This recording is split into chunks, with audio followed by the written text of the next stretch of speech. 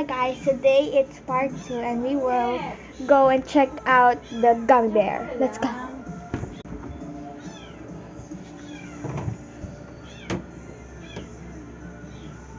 Where is it? Wait, okay, this is what it looks like. It grew twice their size. It's like jelly. Let's go put it on the freezer now.